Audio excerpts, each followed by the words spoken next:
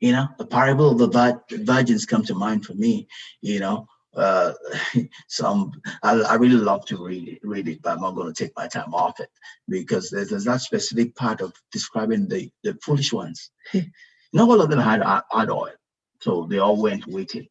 So they all had oil. So there's an assumption that before this oil I have in my lamp finishes, the bridegroom will come. There's an assumption. It's an assumption. But assumption is the lowest level of knowledge. You have to go beyond assumption if you want your life to be anything. See, the wise ones considered that it is possible that the bridegroom might not come on time or whatever. So they provided for contingency, right? They all had oil. Their lamps were burning, right?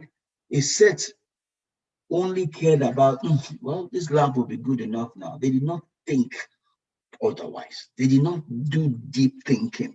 That is what is lacking in our world today. That is what is causing calamity. People are not deep thinking. They're just flimsy, light. They are not deep. They're not deep also because the people that mentor them are not deep. So they cannot call to deep things. The Bible says, deep calleth unto deep.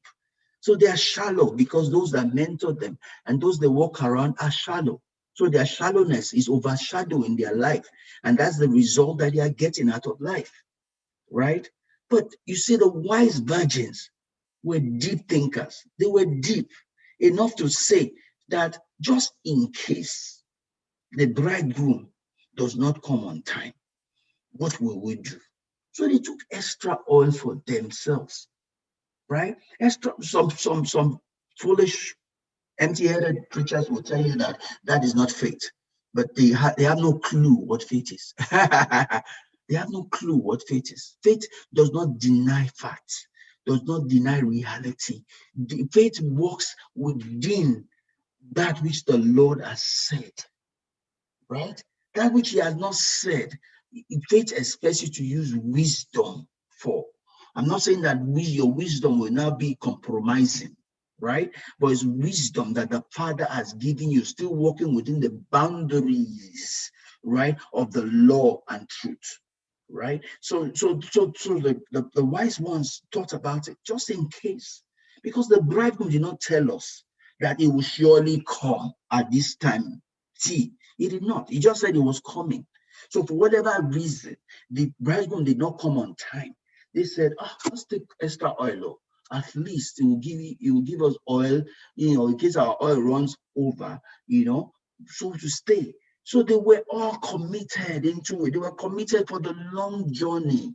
They did not take things for granted. The foolish ones were only committed for a certain time, after which they did not have anything put aside to take them further, right? So the foolish ones were then in crisis when the bridegroom came, because the oil they had was almost gone. And we're going to allow their stupidity, their foolishness to affect the destiny, the plan of the wise ones.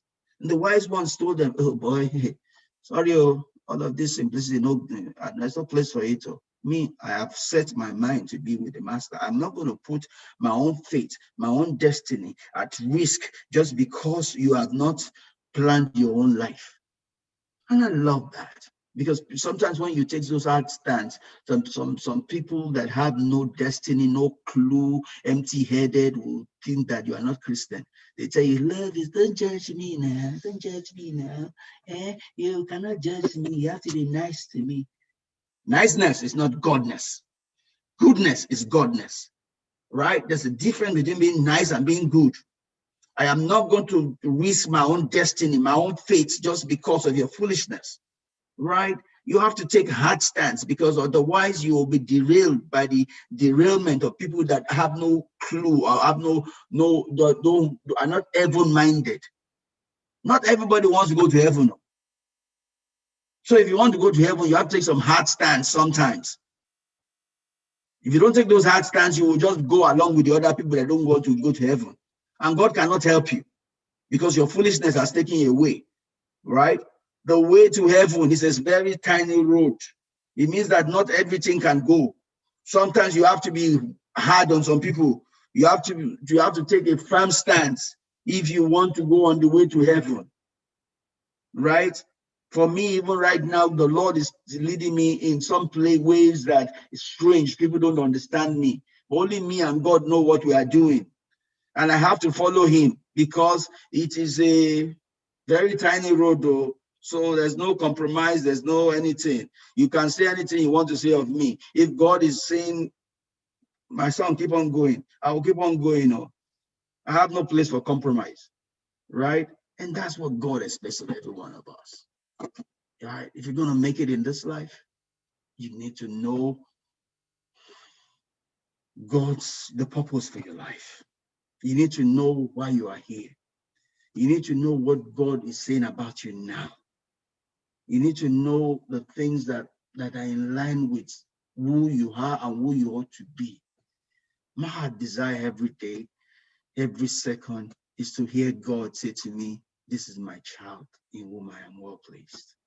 And the only way I do that is to know what he's telling me part time, what he's saying concerning my life part time. He only supports that which he has ordained. I've seen him in diverse ways supporting the things I'm doing.